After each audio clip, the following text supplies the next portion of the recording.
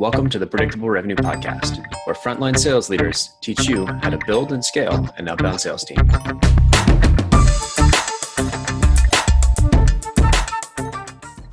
All right, so welcome back, everybody.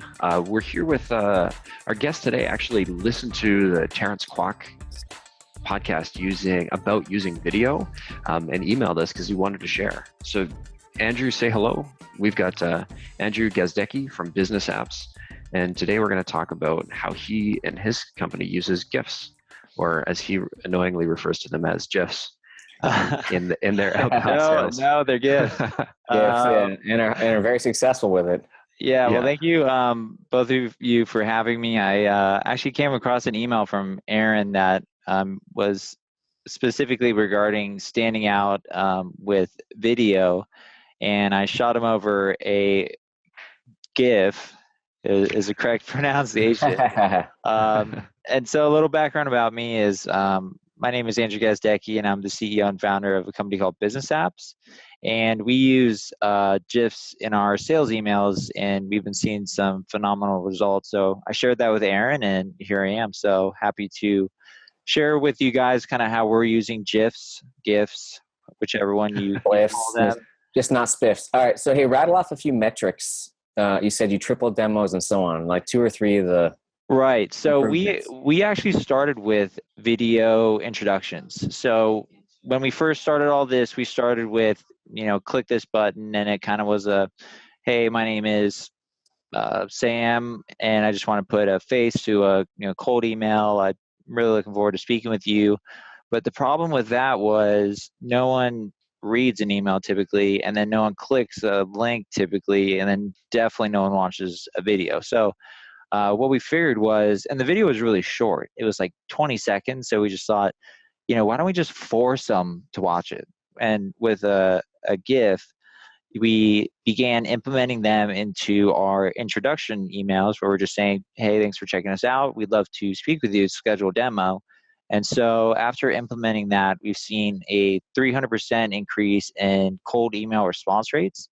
And that's just people replying back, like everything from, yeah, let's schedule a demo. I have these questions. I kind of understand what you do. And then moving forward from that, the more important metrics, we saw about over 100% increase in demo scheduled rate, and then another additional 100% plus in demo show rate, which is my favorite metric, just because when we have demos that show up, I think anyone who's in sales, that's just a block of hour wasted. And so we've been able to see fantastic results so far, and we're continuing to experiment with GIFs. So I'm super excited to kind of share with what we're doing and how you can create GIFs and potentially use them in your sales process. Cool. And for the viewers or for the listeners on the podcast, we're going to post all the GIFs and GIFs that Andrew talks about in the show notes. And we'll have a companion blog post that will sort of outline all of them. So if you're listening, you can check that out. I'll link to that article in the show notes. But if you're watching the video, Andrew, you're going to share your screen now. You've got you popped and put them all together in a bit of a slide share for us. And by the way, while you do that, what we just learned is we can easily upload a video podcast to iTunes the same way like an audio. So they should be next to each other if you clicked on the audio by mistake and want to watch the video version. Mm-hmm. Yeah. At the current time. So if you're currently listening, definitely check out the video if you want to actually see the GIFs. Am I saying it correctly? GIFs or GIFs? It's an endless argument, I feel like. I think so, yeah. In the USA, it's niche, and Canada, it's niche. So we're going with GIFs. All right. So basically, on my screen right now, I have an image of me just basically acting like I'm on the phone. It just says, hey, I'm ready to talk about mobile apps with you. And it kind of brings humor, and it puts a face to a name, and there's just so much you could do with it. But again, this is typically what someone will focus on first when they open an email. And just you look like a cousin of Neil Patel there. Totally. I have not heard that. I just tried skipping over my intro slide quickly. But I'll just say it. Andrew Gazdecki, CEO and founder of Bizness Apps. And right now on the screen, I'm showing a picture of me looking like Neil Patel. Is the glasses, the haircut, they've seen a picture just like that. But is he good looking? Is that a compliment or very? Yeah, very. Very dapper. Never. Okay, wait. Moving on. I'll see if he has some gifts later. But what we do as a company is we build mobile apps for businesses, and we help them with everything from operations, marketing, reputation, and we deal with a lot of inbound lead flow. And we just as a company, we've been featured in Entrepreneur Magazine. We've been on the Inc. 500 twice, number 56 and number 91. I was actually awarded Inc.'s 30 under 30 this year, which was pretty crazy. So I'm really humbled to have received that. And a problem that we had as a company was we just needed to really stand out. And as the CEO of the company, I get a ton of emails. So I also am on the other end where if you're listening to this and you have a email, phone call, sales cadence, I receive probably upwards of 100 emails per week, unsolicited, everything from marketing products to sales products to hiring, recruiting, software. I've seen everything. So I think in the sales world today, there's just a problem where everyone's being oversaturated with just emails that just don't have a lot of personalization. They don't have a lot of context. And so we kind of looked at this problem as just, an opportunity for us to really stand out.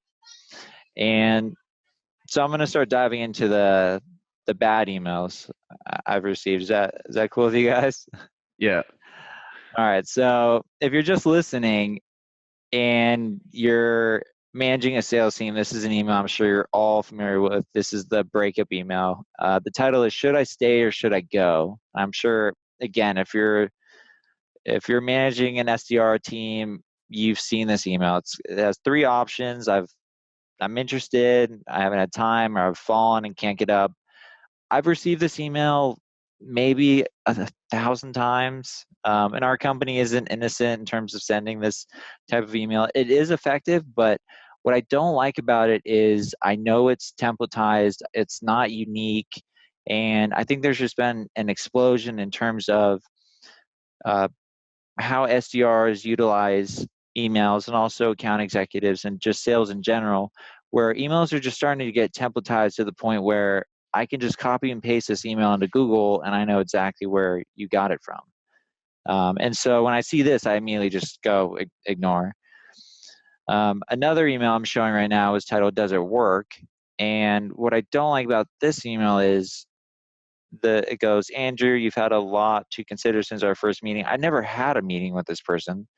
And then at the bottom, it's showing phone and email blank. So I don't know if there's just an issue on their end or Right, what. you mean they used a template, but they're however they merged it didn't actually work. Yeah, so it's clearly automated, and that's kind of what I'm getting at is where if I can tell it's automated, I just turn it's going in my archive. I don't ever put mark spam on anyone, so I don't want to hurt their email response rates. But I will say that there's something about when you feel there's something about reciprocity when you believe someone actually wrote you an email. Whatever it says, even if it's a bad email, if you feel like someone wrote it to you, you're more likely to respond to it.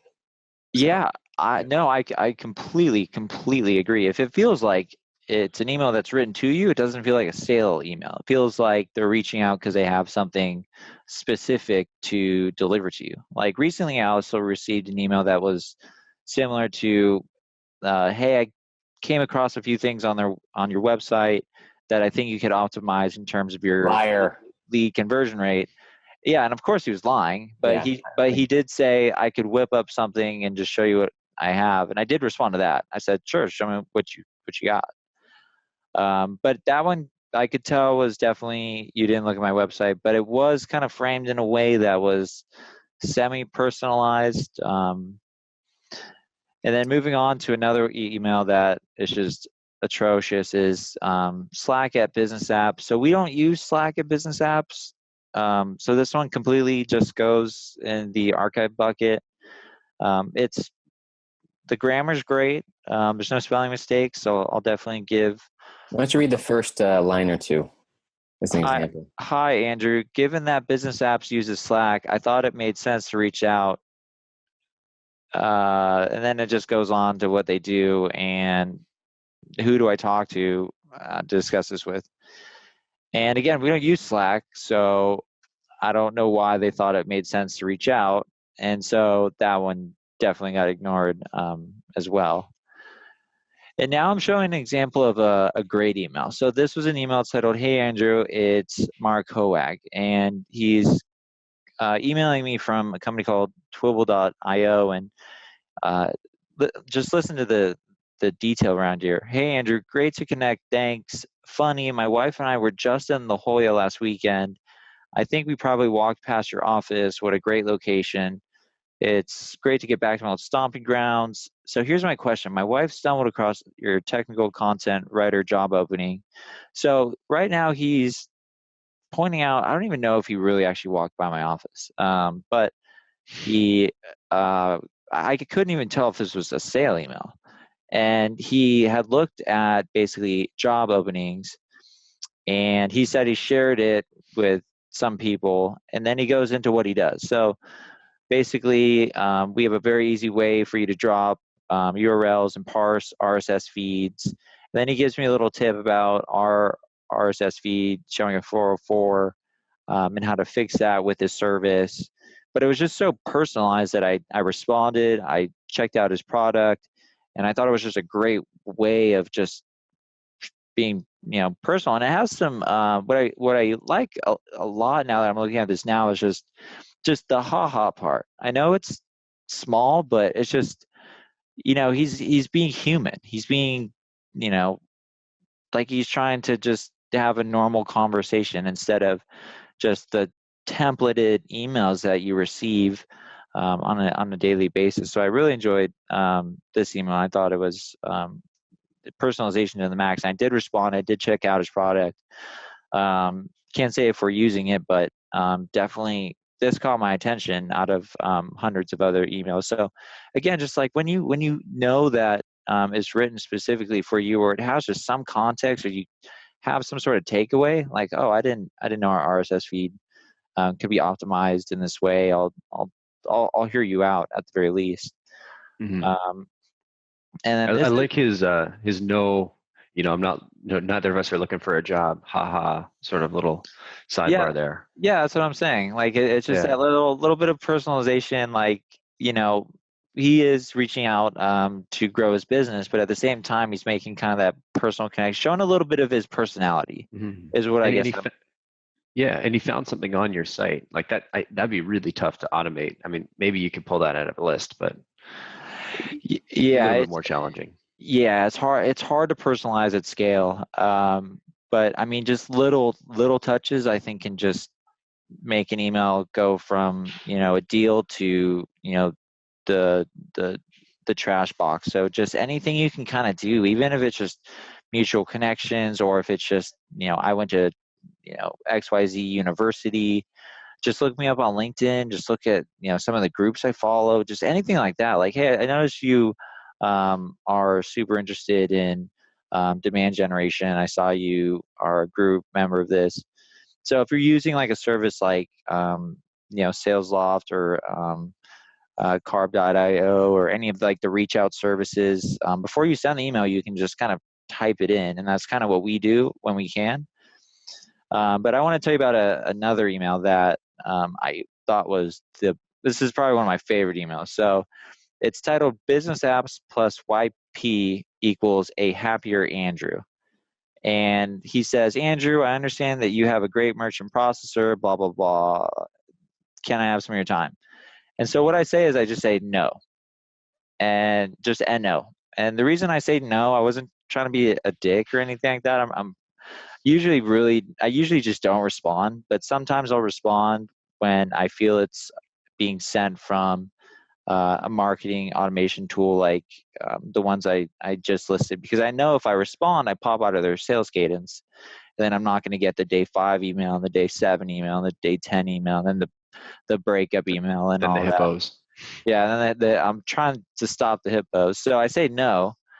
And then he says, suit yourself, but we handle the processing for Google, Uber, British Airways.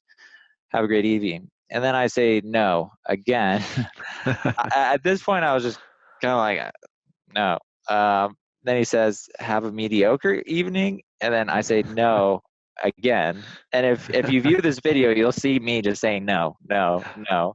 3 times. It's literally no. You're not even signing it. It's just no. Send. It just no, yeah. And then his response after 3 no's was, I find it a bit reluctant. However, Warren Buffett says that really successful people say no to almost everything. I guess that's why you're on the Inc. 5000. Do you think Biz Apps will be in a stronger position next year? And then I was like, wow, that's a really good response. And I don't usually say no like that to people, but he just kept responding. So I was just kind of saying no. So I responded back with nice response. Here's my VP of Finance's email address, who makes these decisions. And then I even told my VP of Finance, take the meeting. This kid earned it in my book. So I thought that was a really, really great just example of just, even when I said no, he still kind of came back in a way that, again, I was saying no, and then he said something that really stood out. And I think that's what the overarching theme of this podcast is just how to stand out and personalize and connect with your prospects through email. And he clearly did that by kind of connecting my 3 no's to a quote by Warren Buffett. So I thought that was pretty clever of him. Pleasantly persistent. Yep. And, throw some humor in there. Yeah. And then I'm moving on to some great emails that I've seen. So this example, it has a GIF in it, and it's got a bunch of words. But if you look at it, I'm not reading any of the words. I'm just looking at the image. And that's what's so powerful about adding images like this, is that your eyes just go directly to it. And so there's so many different ways that you can utilize this. You can, this particular GIF that I'm showing, or GIF, whichever one you prefer. I don't know if that war will ever be ended. Probably not. It's just kind of going through the 3 reasons why you should work with them very quickly. And so that's like the only thing I'm staring. I'm not even reading the email still, but it's titled B2B Growth Experts, Oracle, Google, Silicon Valley Team, 90-Day Growth Test. And then I'm not even going to read the email because it's just got, hey, Andrew, we'd like to discuss with you a 90-day B2B growth test, blah, blah, blah, blah. We've worked with these companies. Can we talk? But again, I really like how my attention has shifted, and I'll definitely I'm learning about this company just from this one image, instead of, without the image, I wouldn't even have, spend another second looking at this email here. So this is where I think, people can really get creative with GIFs and emails, because your eyes are just focused on this image. And then if interest sparks, then from there you start to work upwards, in my opinion, where you start, you're like, that's interesting. I'm going to dive in a little bit. But, people's attention spans are just so short. Like they say that the average attention span of an email is like 5 seconds. You have like 3 seconds to get their attention. And so if you don't capture that, and usually it's done through the email subject line, that's kind of, how do we optimize the email subject line? But once they open it, if they don't see what they want to see, it's just gone. And you have that short period where they really need to just capture their attention in some way that's just different. If it looks like any of the other emails that you've seen, and it doesn't really, unless you're just getting an email at the perfect time, where it is one of these templated emails where I am looking for this exact service at this exact time, I'm probably just, I'm not going to read the email. I'm just going to archive it.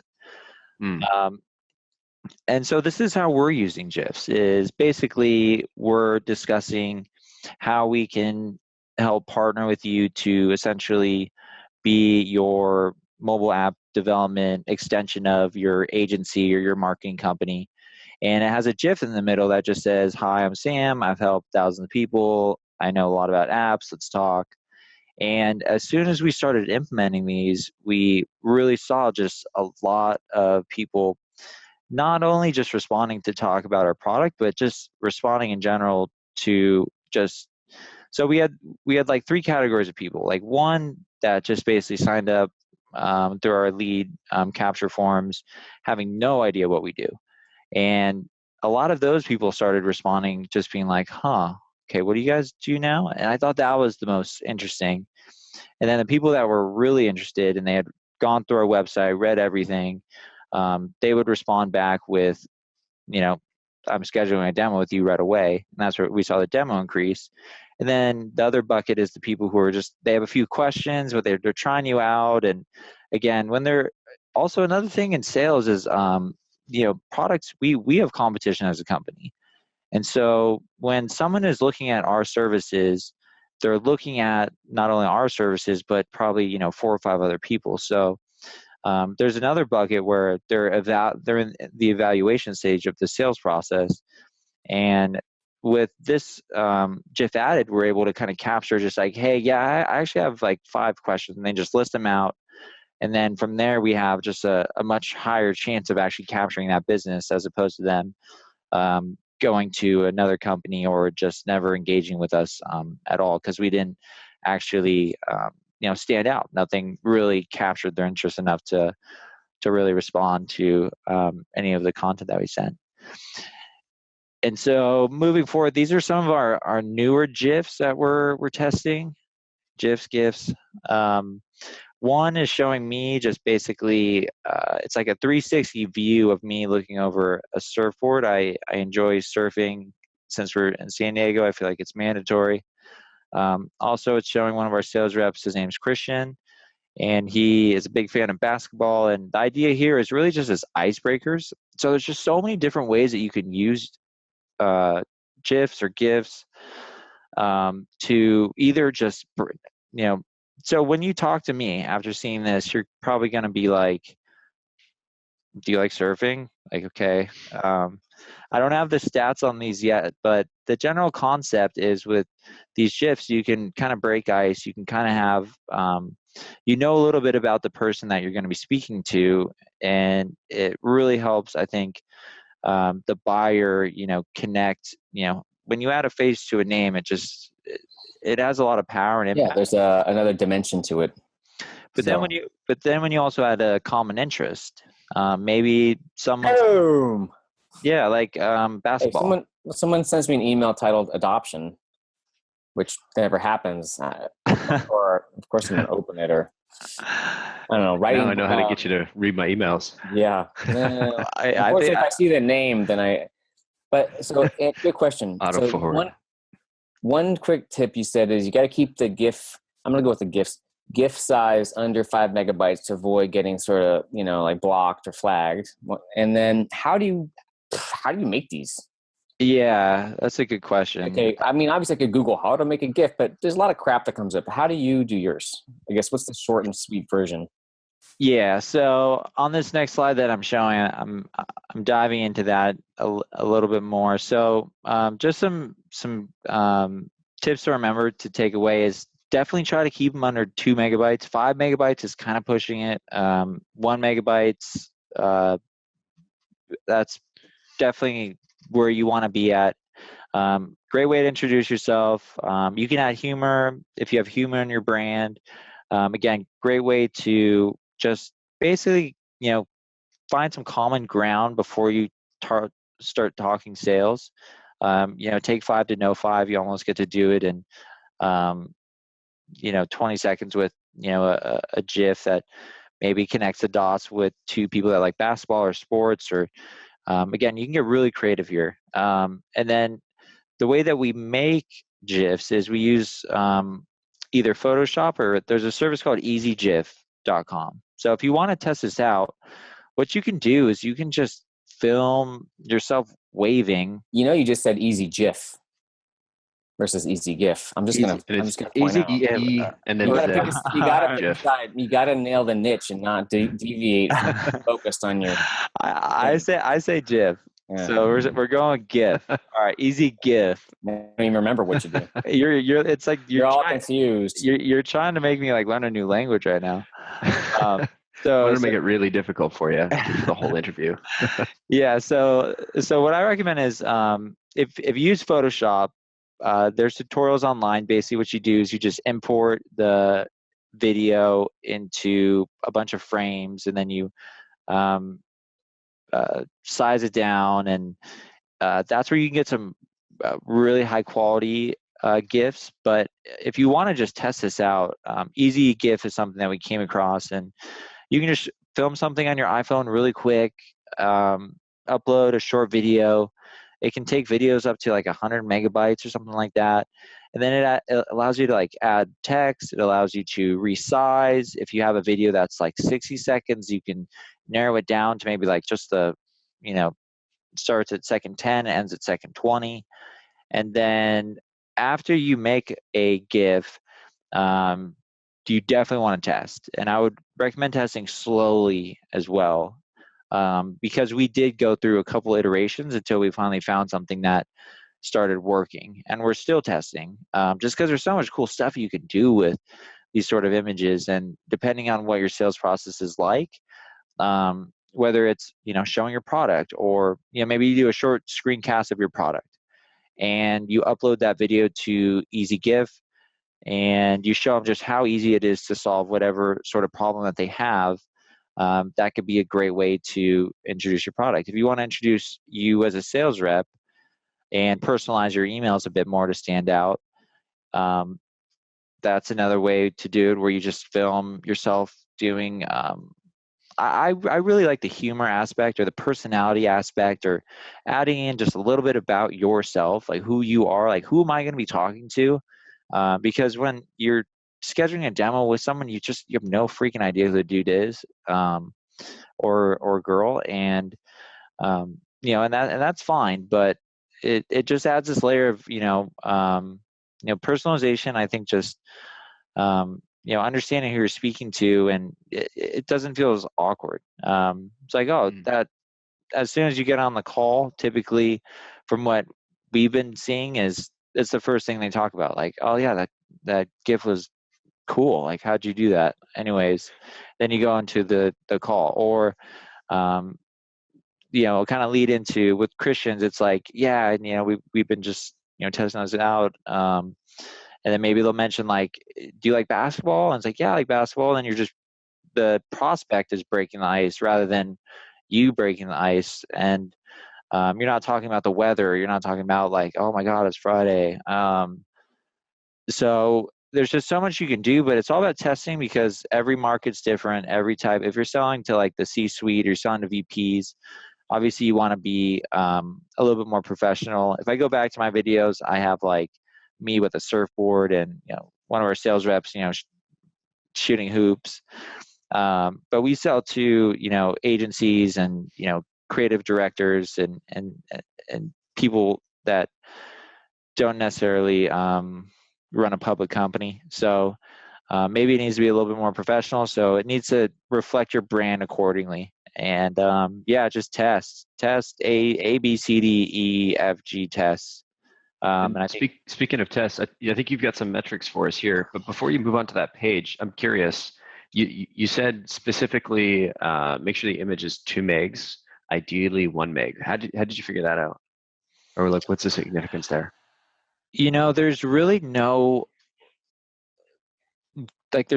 actual like statement that says like, hey, if your image is over this size, you're gonna go into spam boxes. But it's just general email practice, where if you have a large image, it's going to go into spam more likely than not. So the smaller the image, the less likely it is to go into spam. But if it's above 5, you can probably expect it to go into spam typically. Did you see any differences when you moved to a smaller image? Yeah, absolutely. I mean, at first we were like, shoot, this was a dumb idea. I think everybody thinks, this is weird. We got a guy waving at you telling us, hey, we want to talk to you. And they've never met this person before. But we were using a really big, crisp 8 megabyte image to start. And that open rate was just terrible. It was lower than the text versions, and we just couldn't figure it out. Or we quickly figured it out. We just were like, oh, this image is huge. Let's reduce the size. And as soon as we reduced the size, that's when we were able to see people actually opening it, responding it, and that's when all the good metrics start flowing in. So that's when I say test. I would say test slowly just to see, if your open rates are going down or are they going up. If they're going up, they shouldn't go up if you add a GIF or GIF. If your email subject line is the same, but if they go down, that means you're hitting spam boxes more. So you want to watch that really carefully. So if you do just like an easy test of say, splice out maybe 500 prospects, send it to them, see what the email open rate is for no GIF in it, and then 500 with a GIF in it. You can kind of see benchmark against those two. Obviously, the more you send, the higher. If you can go to 1,000, cool. Just depending on how many leads you have. But yeah, when we found that sweet spot, it's in between 2 and 1. Right on.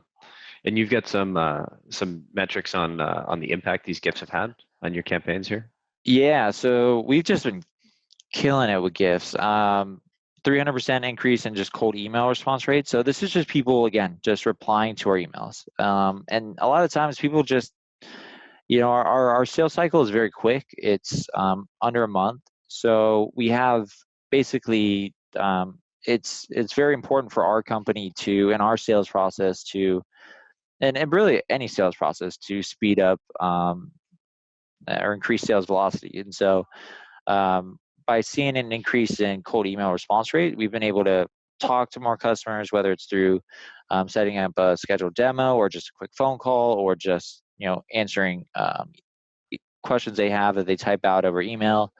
So that was the biggest increase, was just people actually interacting back with the email. It's not them receiving the email. Maybe like, typically if you fill like a lead form, you'll get like an ebook or something like that. And it says, hey, just reply back if you want to chat. And so just having that response rate increase was huge for us. And then we also saw a huge increase in demo scheduled rate, upwards of 100%, and then another 100% in the demo show rate as well. And I think these can be attributed to just, again, people just, the email captured their attention and they spent more than 5 seconds reading what we had to say, and they wanted to learn more. So they reached out, replied back, and we were able to schedule a demo. And then the demo show rate, I think it's attributed to, and this is, we can't prove this, but I think it's really just, again, the face of the name, where you know who you're talking to, you have maybe a common interest that's been shown, or you have a discussion point, or you're just more excited to talk to the sales rep just because of the way he's kind of gone about the sales process, and it's been personalized, and you feel like you kind of know the person a little bit just because you've seen who he is or who she is. And yeah, so far we're still testing, we're still trying to get these numbers up, and I think we can get them up to 200% plus. So right on, man. Hey, appreciate you sharing all this data. One last question: which stage in the email process in the chain are you shooting this email with the GIF in it? Is it the first touch? Is this a follow up? Is this like whereabouts is that set? Right now it's everywhere, but these numbers are specifically for the intro email that we would send. And gotcha. So I'm showing on the screen the intro email, but right now we're doing it with everything. We're doing it with follow-ups. We're doing it with, and we know how to make them so fast now that sometimes we'll just personalize them for like a specific client if we really want that deal. Mm-hmm. Just like, hey, still here if you need me. And again, our brand is kind of, we have a little bit of humor to our brand, so we feel it's okay for us to kind of get a little bit creative and funny with, hey, I haven't heard from you, and maybe we'll have our hands up or something like that. Mm-hmm. But again, we're still testing in every single phase. But the best ones are definitely the first and usually kind of the last. We do use a form of like a breakup email where it's kind of like, hey, just haven't heard back from you. See ya. I'm really sad. And that has kind of helped, bring back people into, the sales funnel. Right on, man. Hey, Andrew, I really want to thank you so much for coming on today. Learned a ton, and I myself can't wait to start creating my own GIFs or GIFs, whichever way you lean. Yeah, GIFs, GIFs. I don't know if we'll ever have an answer to which one's right, but yeah, man, my pleasure. I just hope I don't see a million of these coming into my inbox anytime soon. No promises. Or maybe I do. But yeah, thanks for having me on this podcast, and hope to see some GIFs out there for GIFs. Sounds good, man. Thanks for your time. You too. See ya. Yeah.